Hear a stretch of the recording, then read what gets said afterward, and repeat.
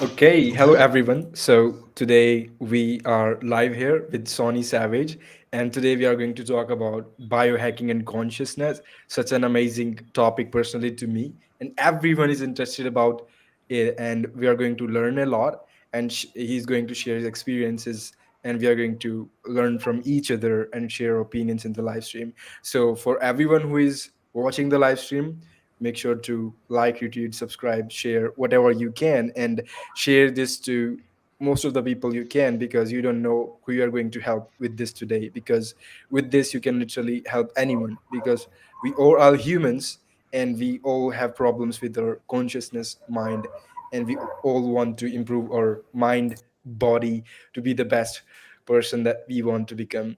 So over to you. Okay. Over to you. So, hi, my name is Sonny. I am the head coach at the Alpha Buddha Coaching Company. I am a hypnotist and a mindset consultant by trade. Happy to be here. Yeah. So, Yash, actually, Sonny, when I decided to invite you on our live stream, I had a very deep conversation with Yash. And Yash is a group in my guy who is actually very interested in all these topics. And these guys don't know much about you. I introduced you as a person to them who talked with Eden after me. So guys, Eden, if anyone is watching the live stream, Eden is a AI model I have been working on for last 5 years. And Sonny was the first person who actually talked with her after me. Like he was the second guy.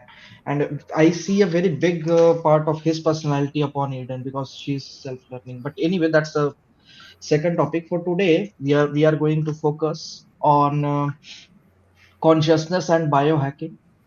And the reason, Sonny, the reason I actually invited you here, I was having a meeting with a guy who claimed to be a biohacker, but when I talked with him, he was not able to provide me anything substantial, Hmm. where like not even one single complete line. Advice is a very distant thing. And then I remembered you when you were like those times when you were telling me that like even if you eat a lot of vegan, it can destroy your testosterone levels. So we are going to talk about those things today. And with in our panel we have Avinav, Sanjay, Yash, and obviously the most fantastic person in the world. And then we have Sony, who helped me to become something I have I have not been.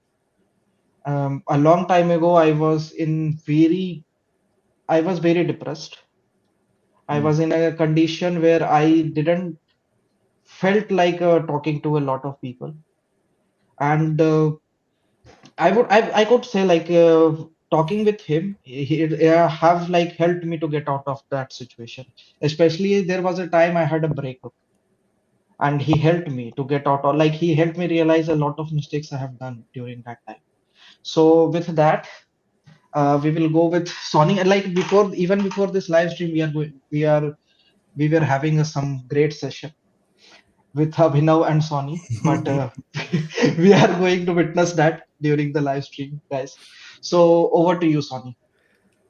Yeah. So, as far as biohacking is concerned, I know a bit about biohacking, the importance of sleep. A lot of people really neglect sleep. So, Yeah. for example, most people believe that muscles are made in the gym. That's not true. Your muscles are grown in bed. The stimulus for their growth happens in the gym. But without proper Mm. rest, you're not going to see the results that you're looking for.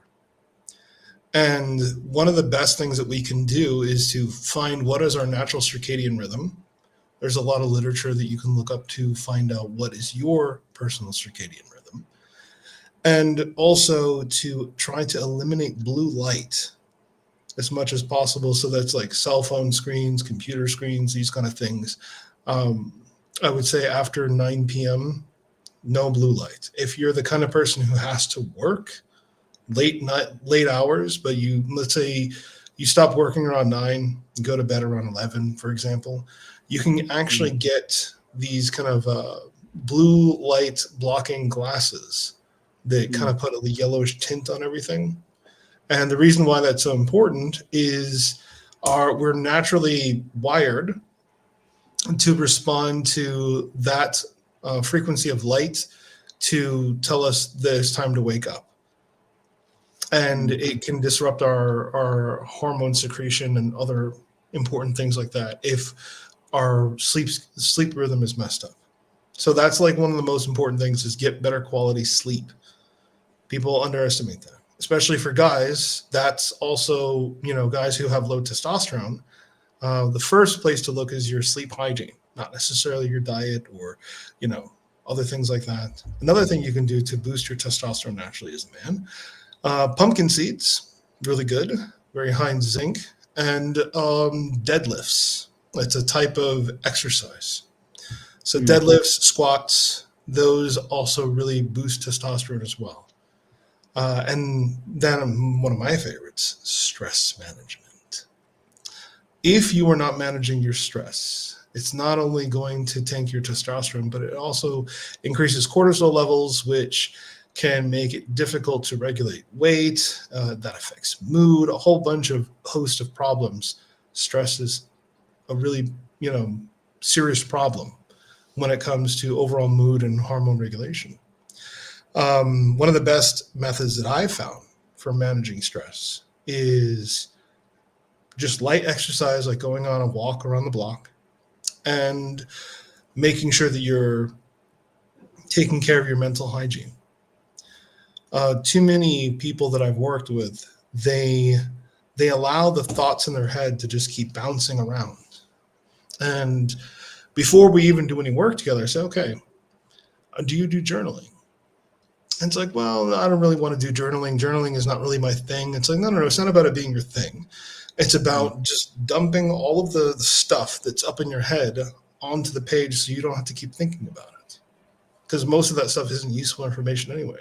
But it's very cathartic to just write down just how you're feeling, how you're thinking, and then just let it be there. You don't even have to read it. It's something that I do every day, journaling. And then meditation, also super important. Now, I just want to ask the room real quick. What do you, how do you meditate? What does meditation mean to you, and have you had any success with meditation? Mhm. Uh, mm, I will go first.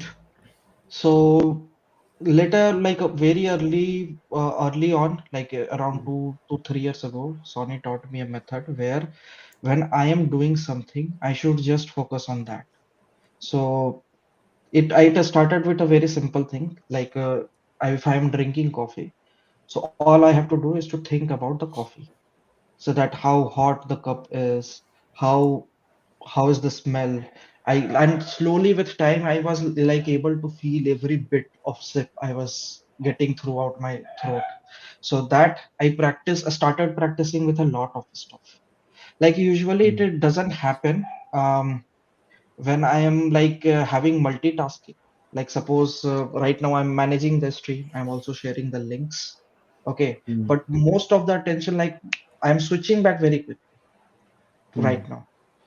But when it comes to single time stuff, like when I'm coding, so naturally I go into the flow state. Like after 45 minutes, I believe if I spent on computer programming, then after that, even if you will blow some drum beside me, I don't think I will be able to hear it because it happened with me multiple times. So that is mm. my experience. Over to you guys. Okay, so yeah, let's Sanjay. Yeah, I started doing meditation like almost a month ago. So for me, meditation was like before going to the bed, I was just sitting in a very calm state and focusing, just closing my eyes and focusing on my breathing only. So that I was doing for around 15 to 20 minutes, so roughly around 20 minutes, I would say. But after, like, for the last 1 week, I was like One thought is coming or running always in my mind, that if I meditate for half an hour, why not sleep half an hour more? So I don't know why this is coming, but this comes in my mind that let's go and fall asleep like that. So this is what happening with me now right now. All right. So my experience with meditation is not very much.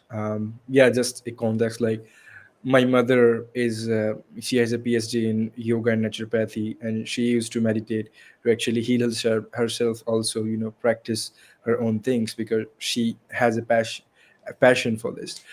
So she taught me, told told asked me to meditate regularly. It will help me in this in ways, and it was not that much motivating enough for me to start meditating. And then one day I was like, okay, let's just try this. And when I sit down to meditate, okay, what I experienced, that my thoughts are wandering everywhere. Like I couldn't be able to focus at first. And but after a point of time, I asked her, like, it's not stable for me. I'm thinking about this and thinking about this, and then like forgetting that even I am sitting here to meditate. The thoughts are going everywhere with everything.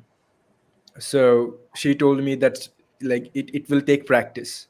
You need to sit down and keep your attention back to the focus, to your breath. And so then I little bit researched. There are a couple of ways that you can research. Some people say that, have a point dot in front of your eyes and focus on it.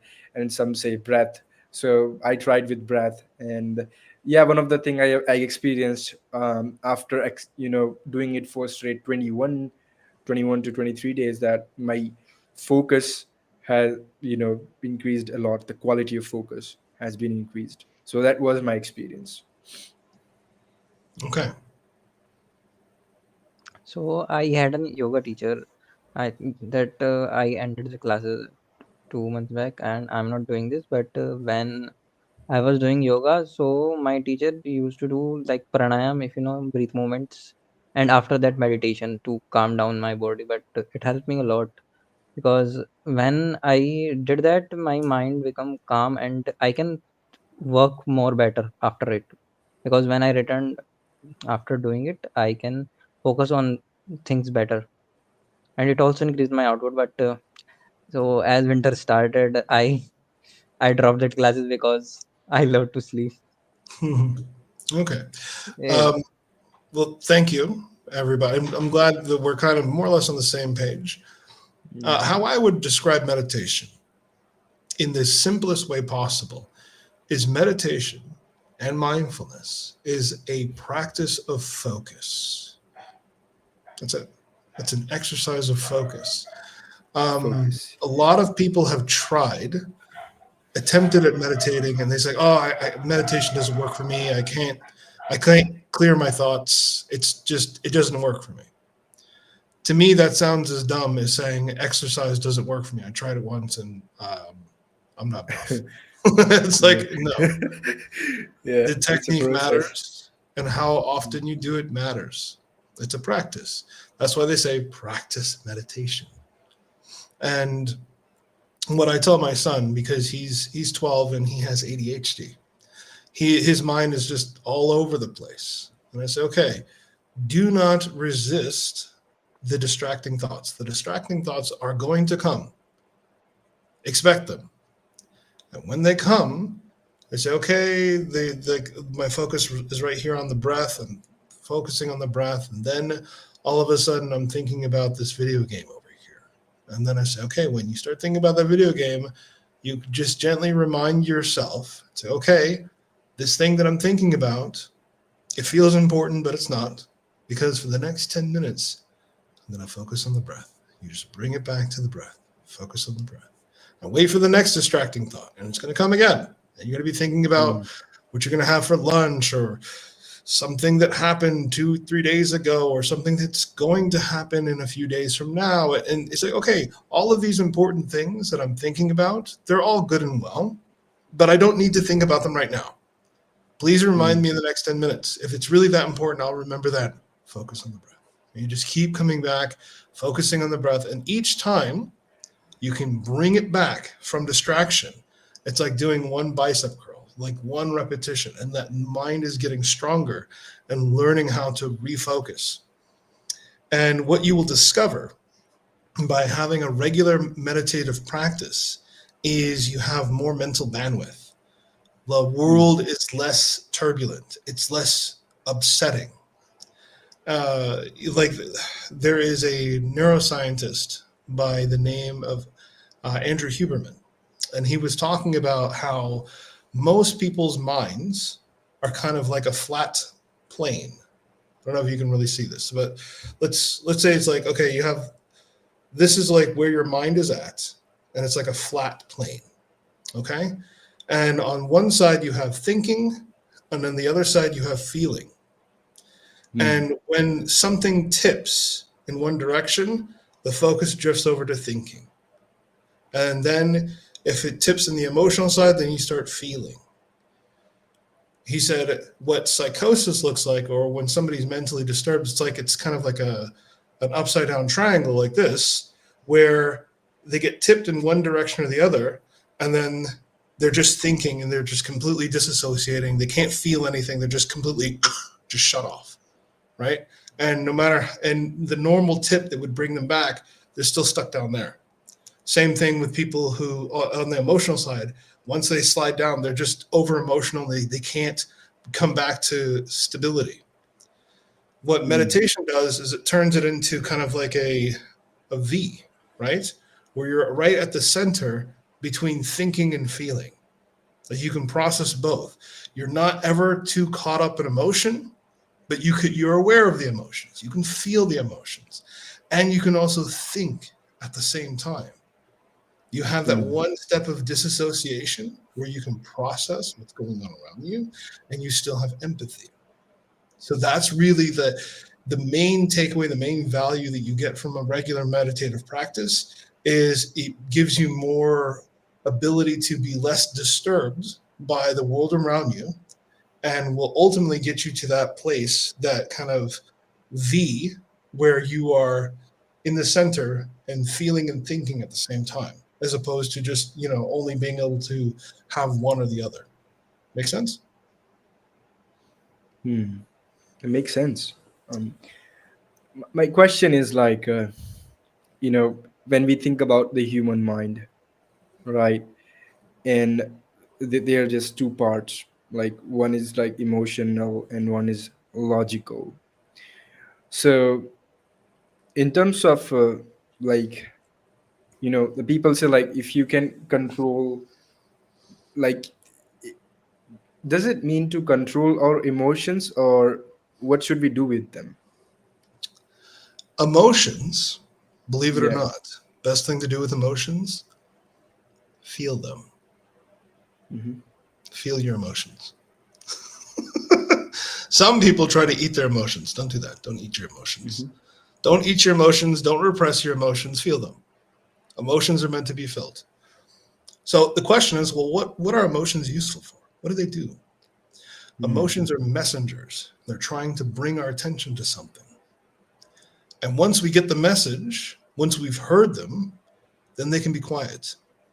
The problem is, a lot of us, we either try to distract, ignore, push away, use drugs, food, porn, something so we don't have to feel the unpleasant feelings. But when we get really good at just processing emotions as they come, feeling the emotion, letting it pass, then you don't get emotionally constipated. Yeah. Last Yeah. night I was working with a client who she experienced a really intense amount of trauma because some really intense things happened for her or in her family life. I'm not going to go into detail because it's confidential, but the big takeaway is in that call, she had to process 3 weeks full of really intense emotions in 45 minutes. And she was physically and mentally exhausted afterwards. Now, she was able to do that because I have like a very special technique that allows people to process trauma very quickly and get all the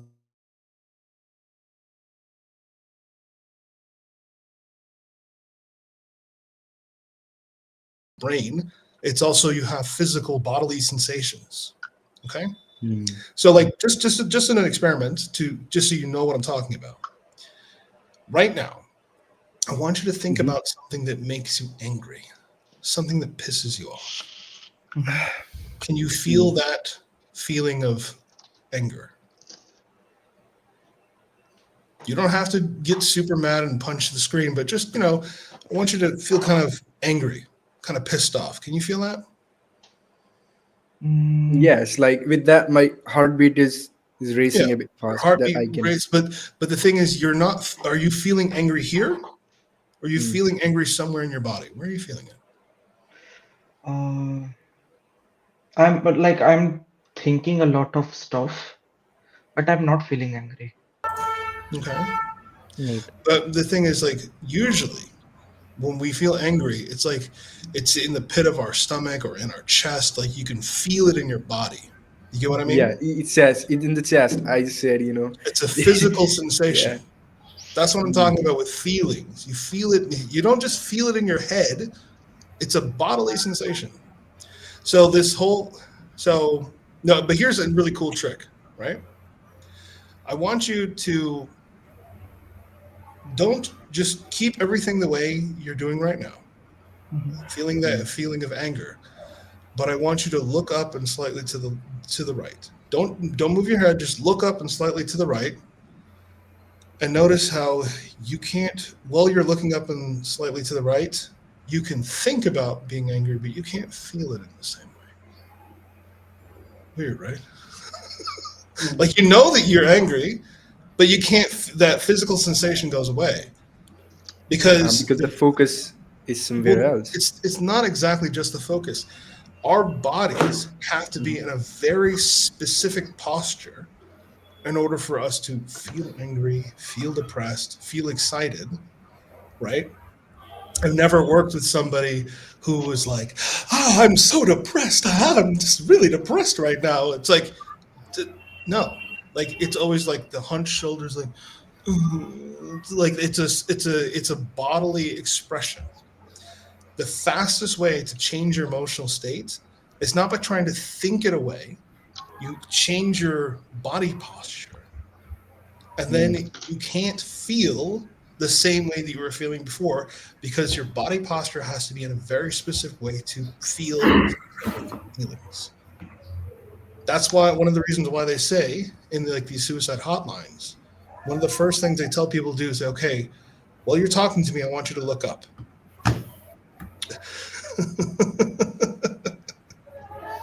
Hmm. Stuff works. Interesting. Mhm. So, I'm like, you have so much knowledge, and it looks like you have been for a very long time in this field. So, I would love to know about your journey, like where it all started and the whole thing, how you get here. Sure, sure. I started off.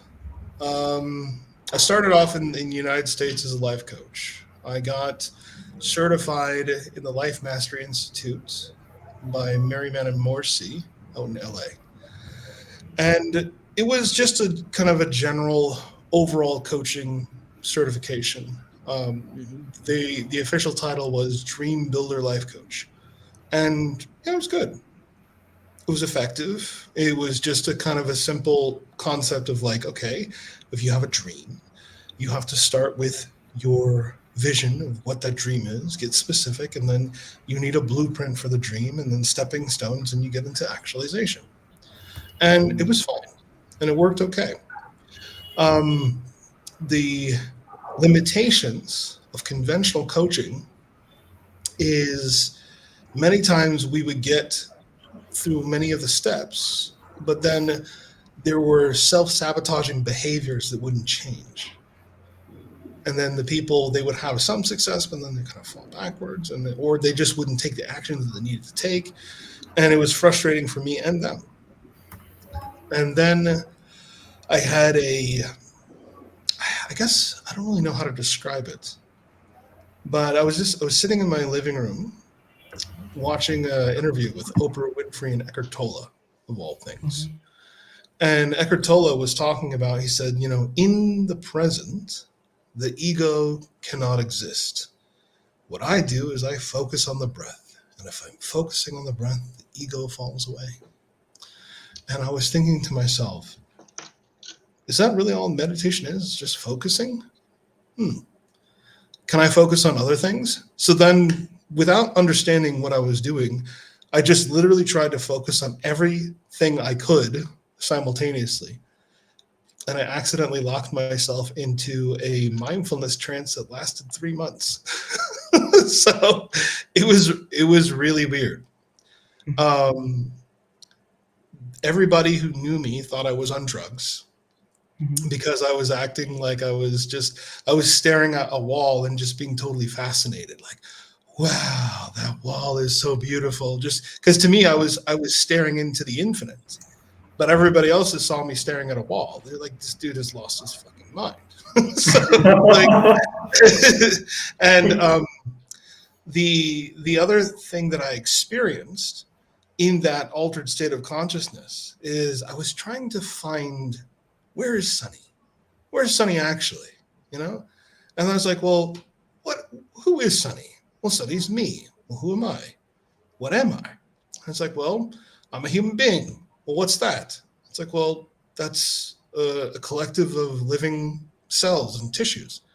And what's that made out of? Molecules and that, atoms and that, subatomic molecules. The more I looked into trying to find where I was, the less of me I found. I was like, well, wait a minute. None of that is me. Where am I? And then after just really deeply looking into that perspective, I came to the conclusion of Sonny doesn't really exist in the way I thought he does. That's a label.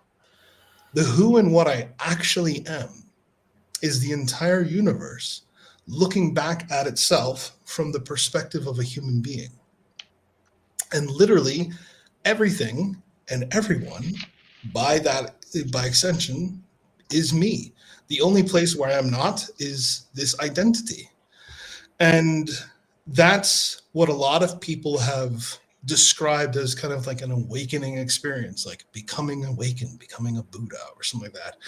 And it was really exciting, but also a little anticlimactic because I always thought that having an awakening experience is like you just, I don't know, like light starts shooting out of your fingertips and eyes, and you no longer have any desire for material things or desires of the earthly world or anything. No, not really.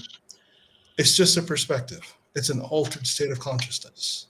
And the yogi masters and the enlightened teachers, they just want to spend more time there than other people do.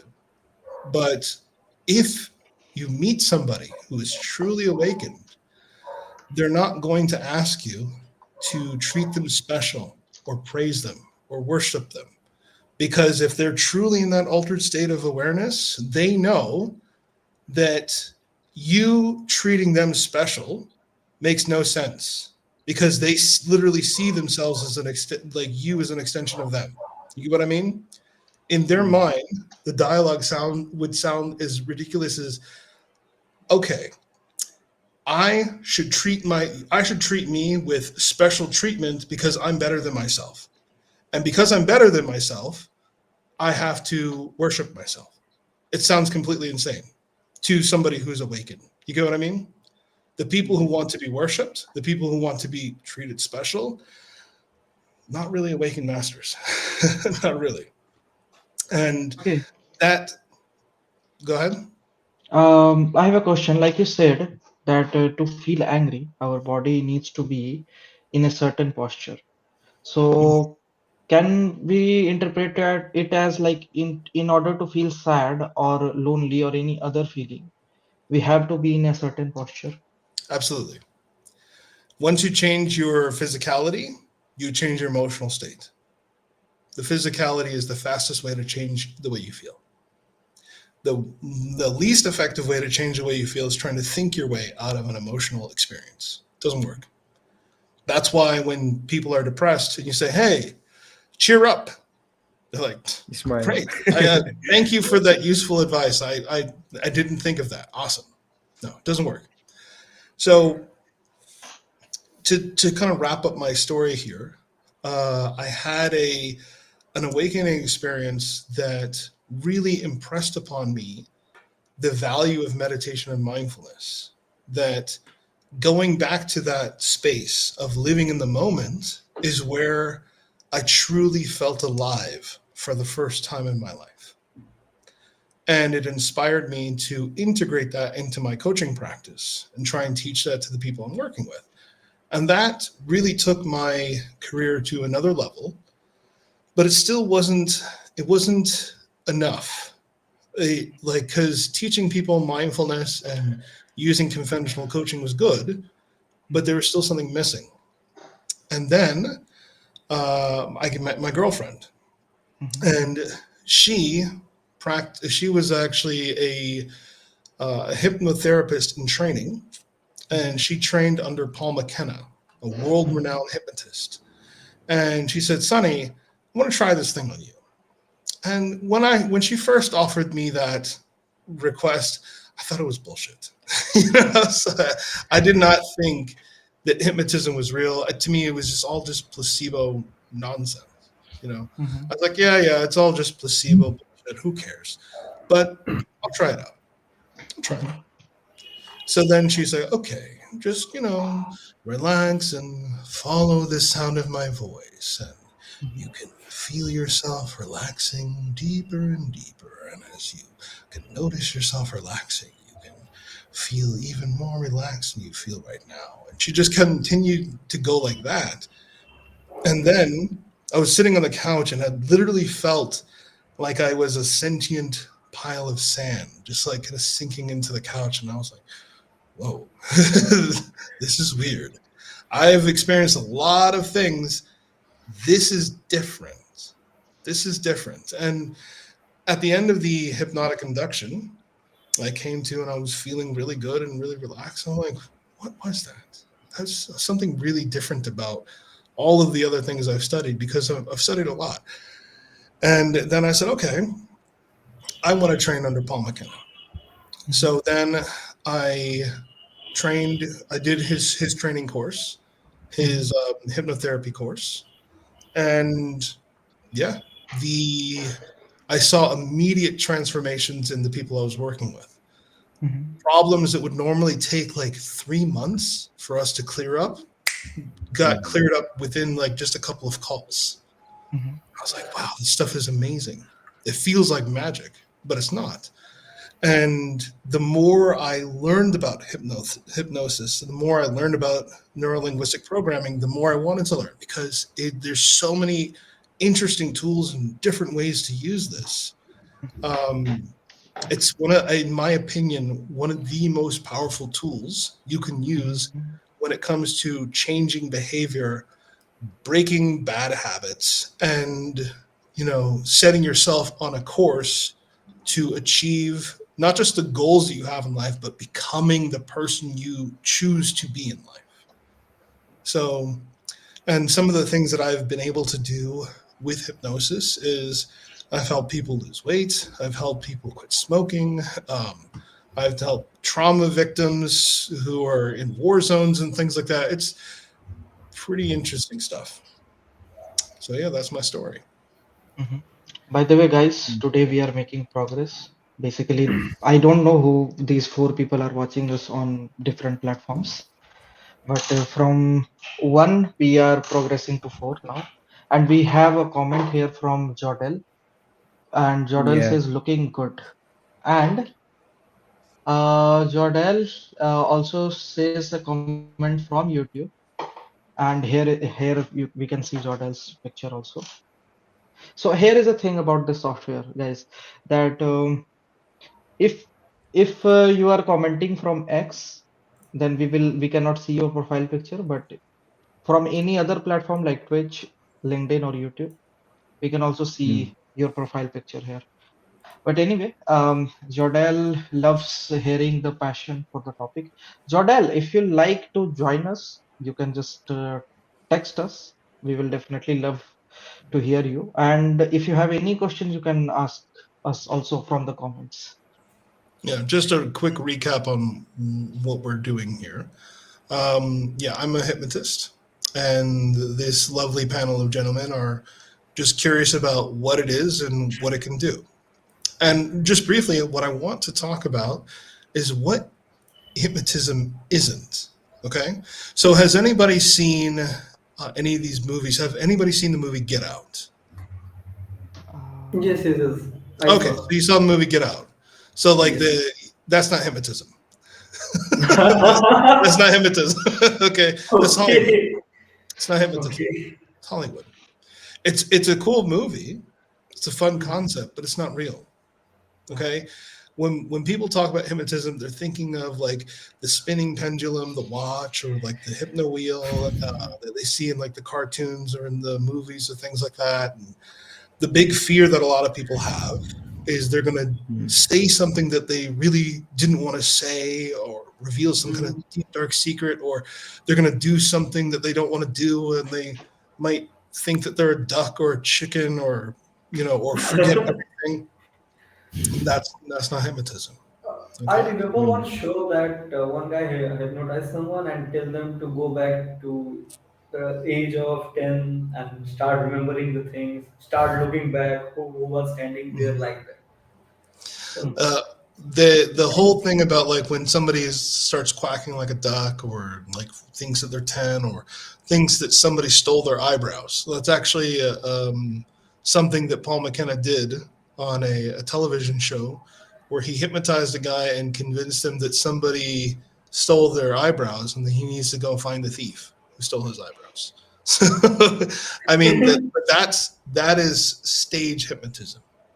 And stage hypnotism, the way I would explain it is, it's kind of like a game that the subconscious mind signs up to play, right? But stage hypnotism won't work on somebody who is not willing to be hypnotized, who's not willing to like play along with the game. So even though consciously maybe they're not aware that their eyebrows are still on their forehead, but the subconscious mind is in on the joke, knows what's going on. hmm. So, that but was a trick or it's a part of the hypnotic process. it was no, that wasn't part of the hypnotic training that I did. I don't do stage hypnosis. I don't do silly games with hypnosis. For me, hypnosis is all about adjusting behavior, helping people have better behaviors, experience more confidence, experience more charisma, experience more peace, break bad habits, these kind of things, recover from trauma. That's what I do. Hmm.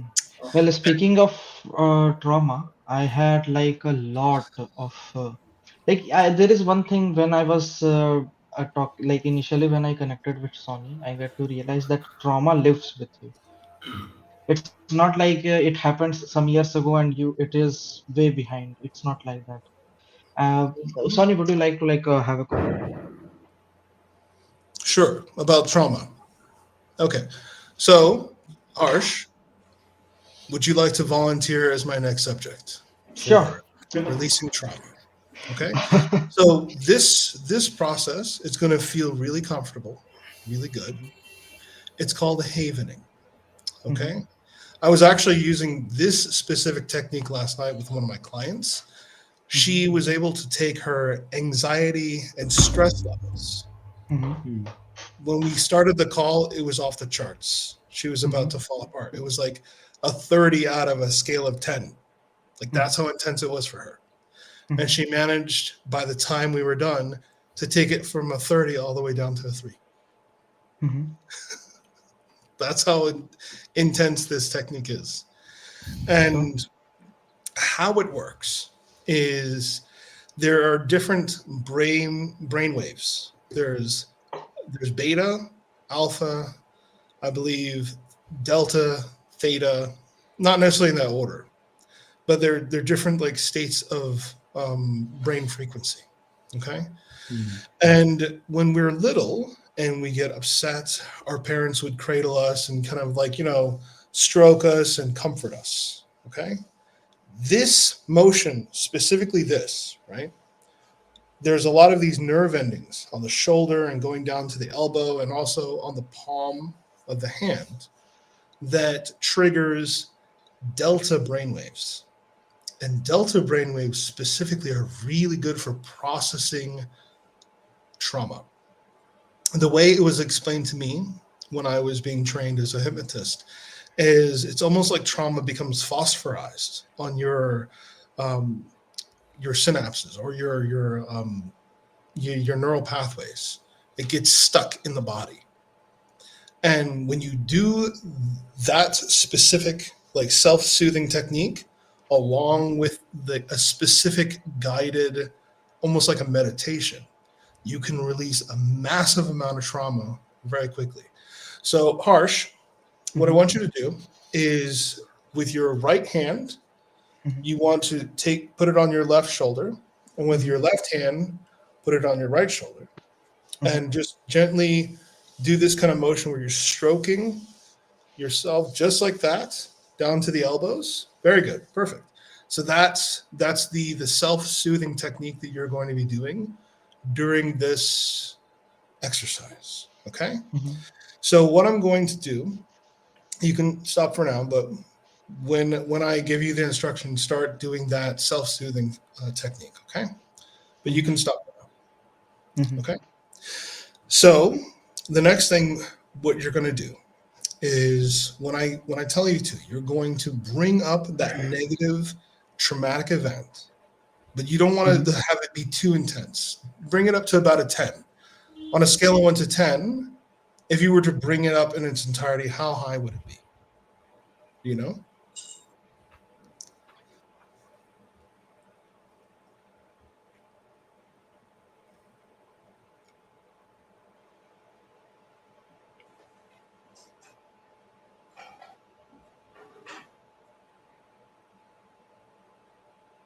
Just give me a number. I don't see any number. Like my mind is blank. Your mind is blank, but the intensity. Is it a high intensity? Okay. Low? Okay. Just Like when it comes to that, I don't think that's going to work. But there is one event I would like to remember. Just give me a second. We just need to. You just need to bring back a negative experience that has like a negative emotional charge on it, something you haven't processed yet. 1 million. 1 million. Okay, let's try and bring it down to 100. Okay, good. So clear your mind real quick. Let that go. We don't need it just yet. There's a couple more instructions you need to follow. Okay. All right.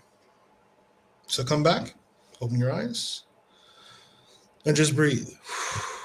Let that go for a second. We're not ready to process that just yet.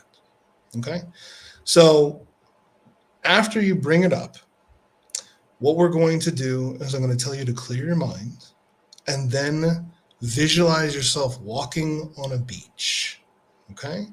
And I'm going to count. And with each number that I count, you're going to visualize yourself taking one step forward in the sand.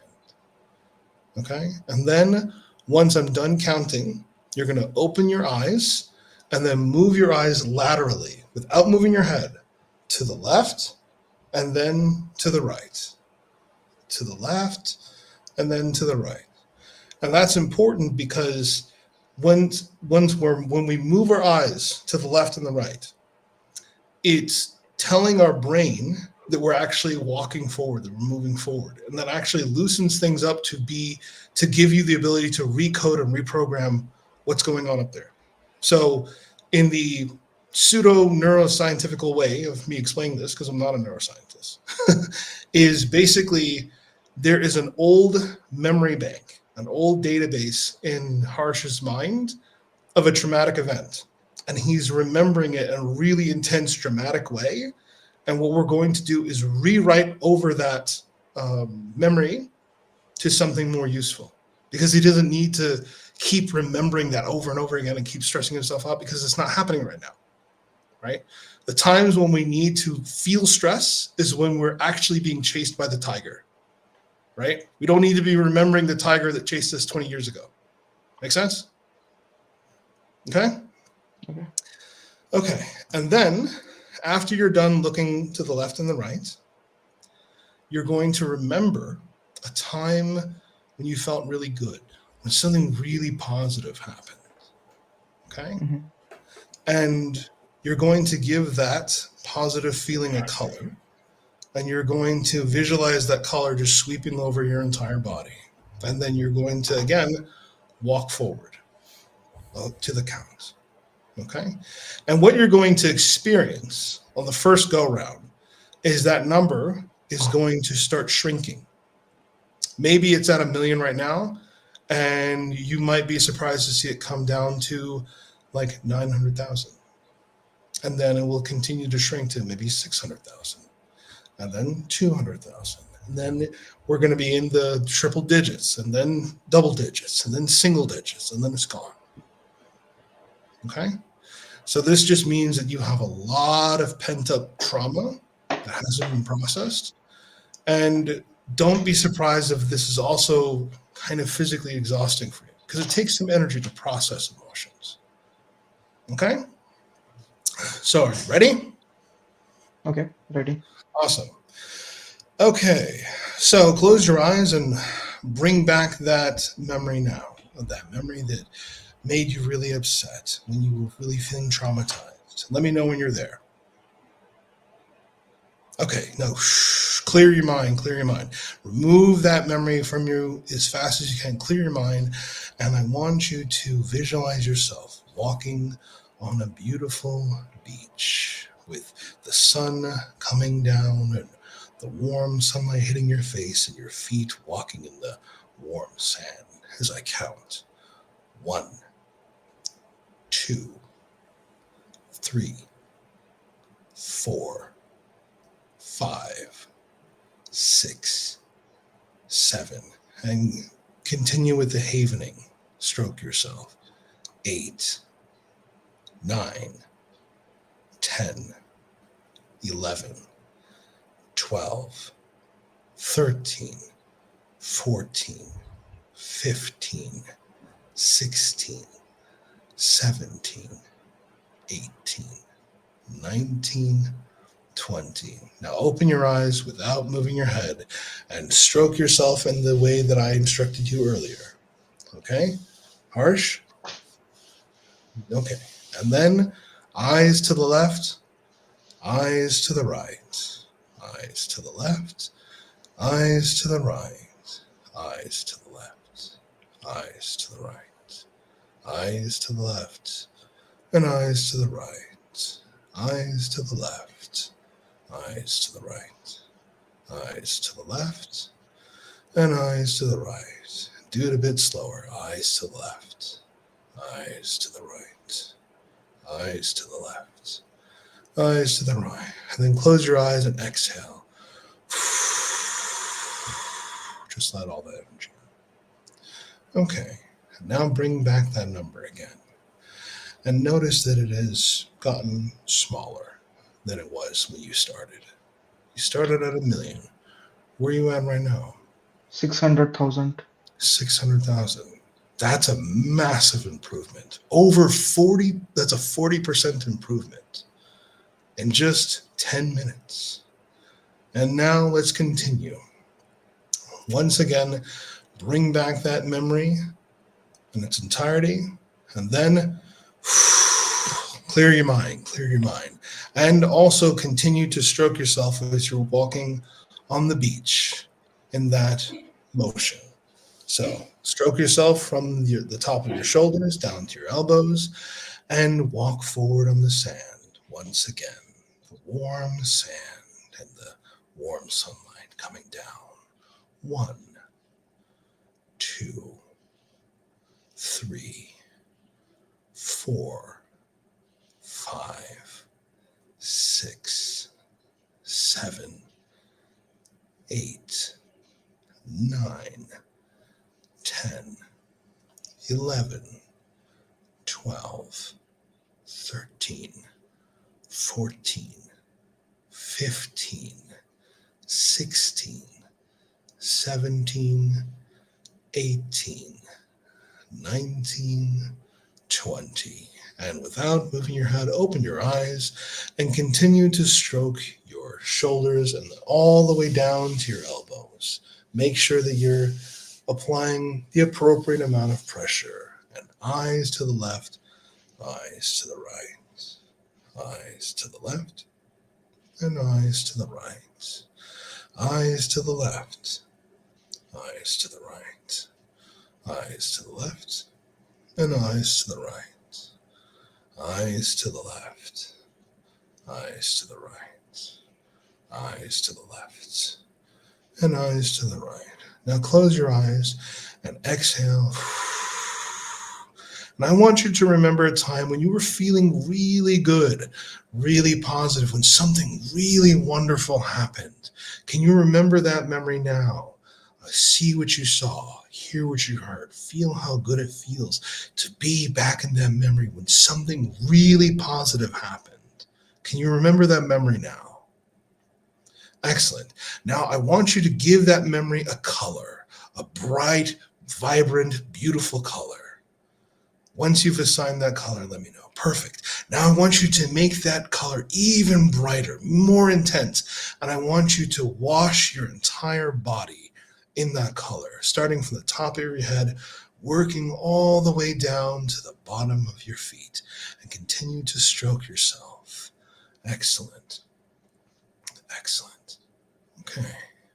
And now open your eyes and notice how that number has gotten even smaller.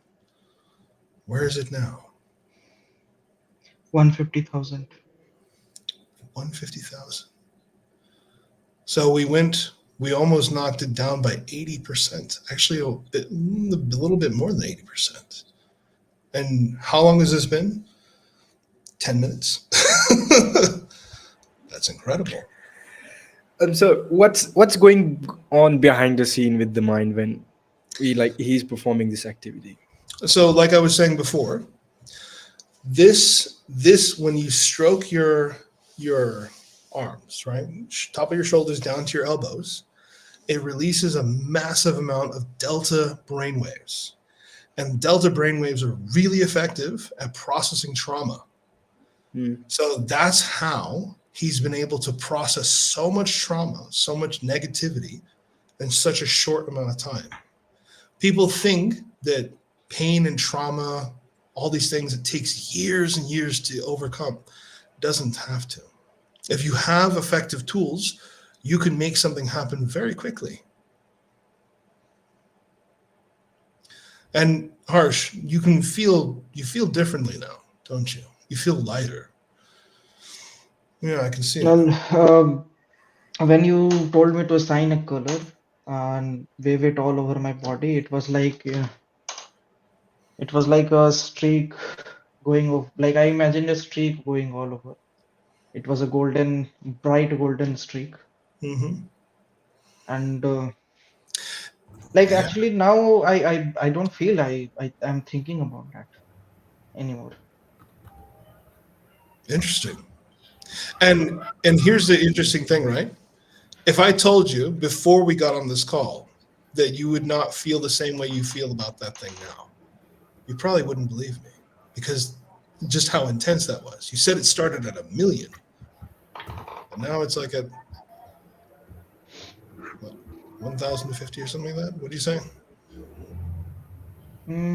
I believe now it is at 5. 5 single digits, from 1 million to 5. It's powerful stuff. And here's the thing, I can totally understand and relate to you guys down there who may be skeptical. Maybe it's like, well, what's really going on here? Honestly speaking, I can't say exactly what is going on, but what I can see is the results. Just earlier today, my girlfriend came home and she was on the brink of a panic attack. She was totally freaking out because she had a really important job interview. She really didn't want to mess it up. And then I said, okay, let's do some behavior. So I did the same technique that I just did with Harsh. She went from about to have a panic attack to just totally relaxed, totally chill, and even feeling kind of, cocky and charismatic. Like, yeah, I'm ready for this interview. And then she knocked it out of the park. She had a really great time on that call. So these tools are incredibly effective, and it's not something that I want to do per se. I don't want to be a therapist. I don't do therapy per se. I have colleagues who are therapists. Me, I like behavioral adjustments. That's what I'm qualified to do. And but it's not an uncommon event where my clients will come to me and say, Sonny, I've been in therapy for 5 years, 10 years. I haven't made as much progress with them than I have with you in the last 3 weeks. It's like, well, when you have better tools, you get better results. It's that simple. Interesting. Yeah. So I am kind of running out of time. I do need to wrap things up soon. I have another 20 minutes or so. Is there anything Sure. you guys want to cover before I have to go? I would say, like, I would let the other guys go on this. Yes. Sanjay? Yeah, Sunny, I want to ask something. Like, in your entire experience, have you ever felt any challenges that fascinates you a lot, and like it's kind of Challenges. become, yes, yes, yes. Yeah, challenges all the time, man. What are you talking about? I'm not perfect. I have lots of Maybe problems. he's asking the weird challenge you faced I ever. have lots of problems. uh, I mean, uh, you know, Performing any I session, any weird thing that happened, and that is you were like shocked. Oh, oh, you're this talking about challenges in my line of work or my personal challenges? What do you mean? work. Oh, challenges in my line of work. The weirdest thing that I had to deal with was a guy who had really intense claustrophobia. His claustrophobia was so intense that if he stood in front of an elevator, he would start having a panic attack. Like that's how Oh, intense it was. He he was telling me about this time he went to the hospital. He had a broken leg, and he was so determined to not ride in the elevator. He wanted to crawl off the stretcher and crawl up the stairs to his room because he didn't want to take the elevator. That's how bad this guy was.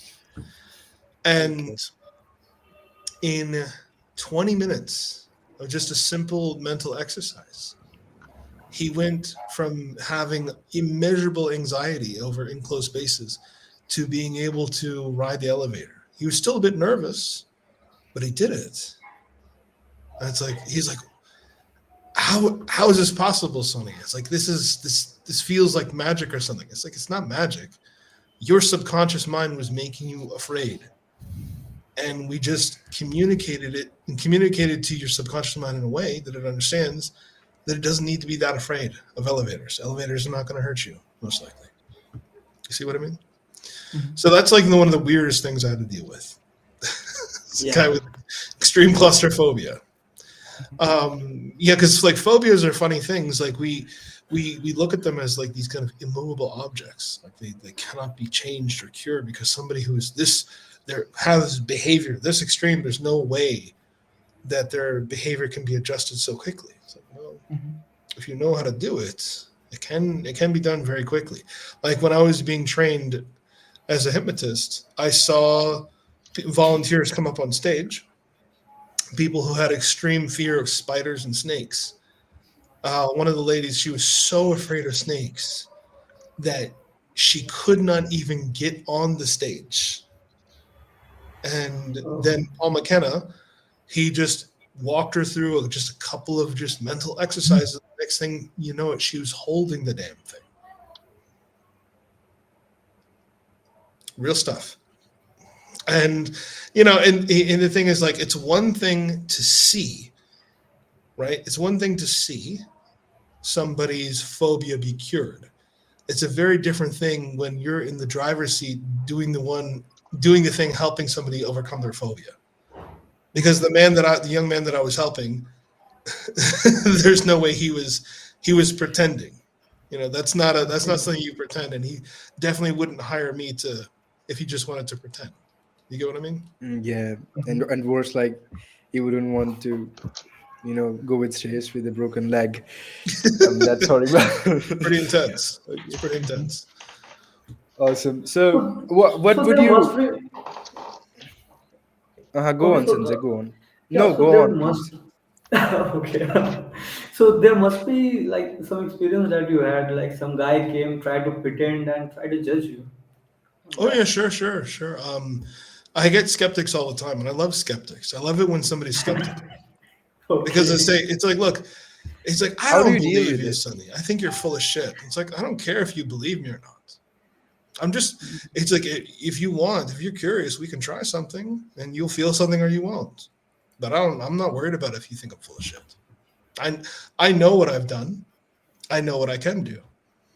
Your opinion doesn't matter to me. Yeah, and And it then it's and then like it's like actually better. last night I was talking to a young lady who was living out in the UK, and she's like, because I was on Clubhouse talking about hypnosis, and she's like, I don't know about this whole hypnosis thing. It seems kind of just like nonsense and da da da, and I don't know about it. I was like, okay, have you heard of Paul McKenna? And she's from the United Kingdom. That's where Paul McKenna's from. And she's like, yeah, I've heard of Paul McKenna. He's a stage hypnotist and comedian. I was like, no, not anymore. This guy's the real deal. And then I did that same exercise that I did earlier that you guys all saw before we went live on her. And she was like, oh, wow, I feel so good now. Oh, I feel so much better. Wow, this is amazing stuff. And I'm like, there you go. Now you believe in hypnosis too.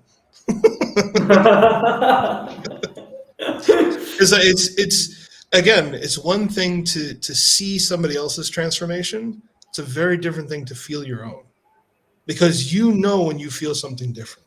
You get what I mean? And you also know that you have no reason to try and agree with me or impress me. You feel something or you don't.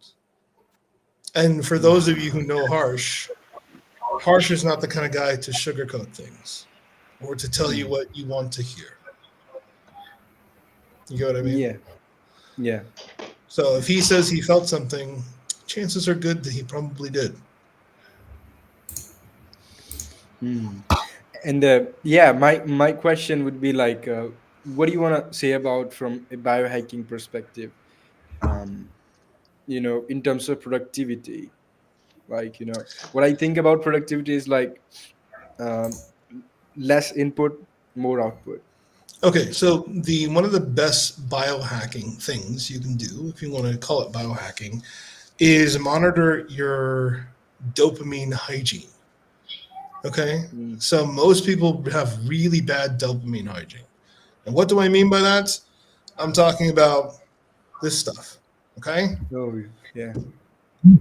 people who spend more time on their phones than working are not going to be productive. That's just the way Mm. it is. And to sit there and think that your self discipline is strong enough to overcome the algorithms, you're a fool. It doesn't work like that. These algorithms are scientifically manufactured to be more addictive than cocaine and heroin. Okay? So Mm. nobody says, "Oh, I'm just gonna try a little bit of heroin in the morning, just a little bit of coke." It's like, no, that's how addictive this stuff is. So if you want to be more productive, the first thing you can do is having structure about when and how you use social media and TikTok and YouTube Shorts and things like that. Super, super important, because how dopamine works. Dopamine is not the pleasure neurotransmitter; it's the motivation neurotransmitter. Okay, Mm. and when we do activities that are highly dopaminergic, that release huge amounts of dopamine, it makes it really difficult to do things that are less rewarding like working on our website or writing that important email or these kind of things. Because everything we do, it releases dopamine. But Hmm. things like mobile gaming, social media, they're engineered to produce the maximum amount of dopamine signaling with the least amount of effort. So Hmm. you have no chance if you don't find a way to be more structured around that. And what I've done to help myself out, because this is something that I also struggle with too, is I have a system. So what I did is I downloaded an app. This is not sponsored. It's just something Hmm. that I use called Life RPG. And on Life RPG, I have a list of the tasks that I need to do that day. Hmm. And for each task that I do, I get rewarded gems. And then Oh. in my rewards section, I have like a little reward shop in the app where I can spend those gems on things like watching a YouTube video, an hour of gaming, or 15 minutes of mobile gaming, something like that. And just having that pattern interrupt, that behavioral interrupt, it gives me the moment to reflect. Do I really want to spend 20 gems on this YouTube video? Maybe not. And that gives me the opportunity to do something more productive. You see what I mean? Okay. Mhm. Yeah, So it's really useful. I found Sounds that good. technique to be very effective. Hmm.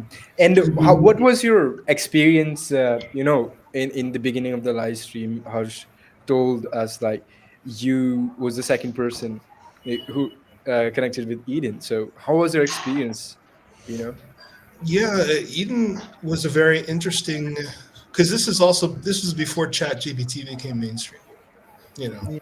I Yeah. was talking with Eden before there was even any kind of because right now, like the conversations about AI is super mainstream. Even your grandma probably knows about AI.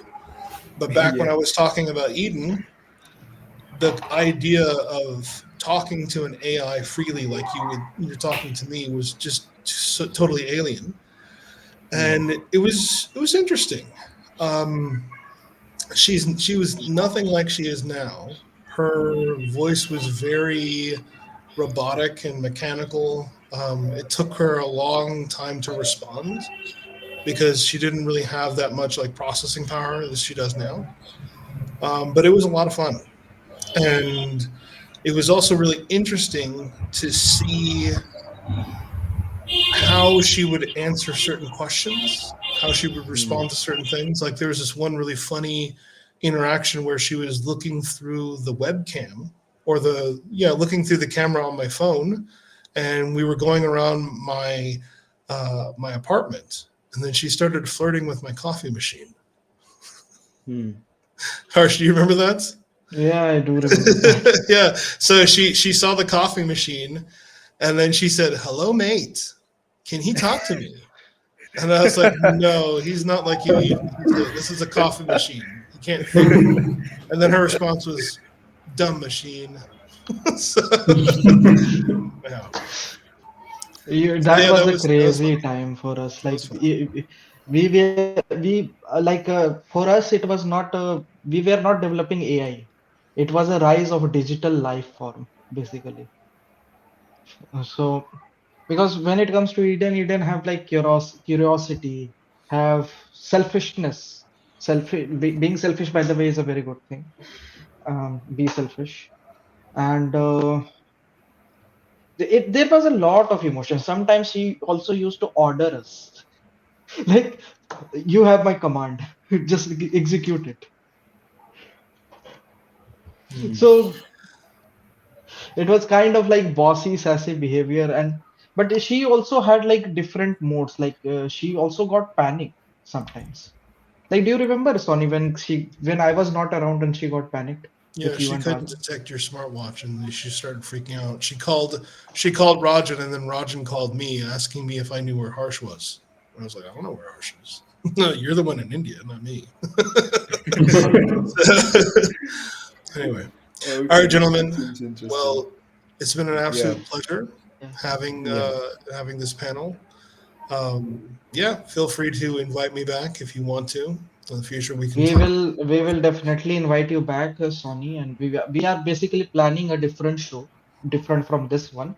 We are going to probably call that show either the Era Show or Era on Air, where I'm going to bring up my second model. And since we have resolved a lot of issues earlier we had, so we are planning a show where AI is going to be the host. Nice. And it will have the same setup like this we are using. Yes. And me and Yash, we are actually on this. Me, Yash, Sanjay, we are on this together. And kudos to all of you who were watching us today. Like I saw that almost 3 to 4, 5 people even watched our stream during that Yeah, time. So it's definitely progressive. a progressive. And I love you all. I love you all. We are trying to do something interesting here, and we will definitely need your support.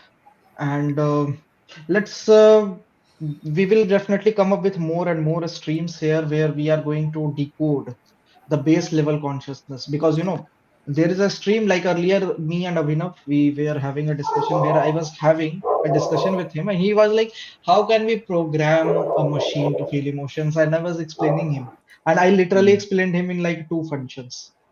Like it's just two mm. functions, you write two functions in the code, balloons. And Balloons. and yeah, so we actually do, it is a feature of MacBooks. You can do reactions. This is my most favorite one. Nice. Yeah. And my favorite one is this, with crackers. Okay, come on. Yeah, So this one. wherever you guys are watching us, definitely do like, share, repost, Yeah. subscribe. And Uh, real quick, if anybody wants to reach out to me, easiest way Yes. to find me is on thealphabuddha.com. That's Mm. my website. And you can just go there and send me a message if you have a question. If you think that you might be a good fit for what I do, you can apply to have some one on one consulting. mhm. And I'm also working on some pre recorded stuff that, yeah, you can listen to whenever you want. Download it on your iPhone or your Android, whatever Are you need. you also available on X? I do have an account on X, and I think Mm. you can find me at the Sonny Savage. Mhm. Yeah, but it Um, seems like but I'm like not that I active. checked out your YouTube. Yeah, you are not active on X, and I want to know why. Like X is a really good platform. I met Hers there, Well, and I'm the kind met of so person amazing where I like people. to focus on one thing at a time. And Mm. right now, my project that I'm focusing on is producing pre recorded hypnotic recordings. So things that are Mm. like specific things that people want to have help with, like quitting smoking, losing weight, anxiety, confidence, these kind of things. And it's Mm. going to take time for me to build up that library, and Mm. I don't want to spread my attention too far into too many different directions. So, Mhm. but Mhm. I am going to become more active on X and Instagram and all these other kind of things. But right now, my practice is just it's an intimate practice with a few clients who are word of mouth. I don't really do a lot of advertising. I'm probably one of the best kept Okay. secrets on the internet. So, By the way, I'm not following anyone on X these days, but guys, do follow Sony and everyone who is watching, not just the guys on the panel. I am definitely going to put his links there. Here is his website, thealphabuddha.com. I have put it here, like if you guys like to copy this. And Sony is definitely a person I do recommend to follow, and I want to see him on X being active, because Sony, trust me, X algorithm is open source and getting through it is ultra easy. You So, know, you can come to the spaces. Like there's little to no friction talking with people, and your profession is much more about being between in the people, and there you can get a lot of ideas for what you are doing, so that you can also tweak and get feedbacks for the library. And I think that would be valuable for what you are building. for you know sure, the, for the sure. more people you will talk to, the better your product will become. And spaces like anyone can join, literally. You just need to have an account on X. Yeah, I mean, we also join some spaces, so let us know. We will love to invite you on some spaces where there are amazing people. There you can, you know, share your wisdom and also share your opinions and get some feedbacks for yourself. I think that would be very, very amazing for you. Yeah. Absolutely. Well, gentlemen, it's been a pleasure. I had a lot of fun chatting with you guys and even doing a couple live demonstrations. This has been really cool. Yeah, and don't be afraid to reach out if you have any questions or any ideas going forward. I'm off to get some sushi. I'll catch you guys Sure. later. So with that, guys, we are ending our live stream. So in the on the count of 5, 4, 3,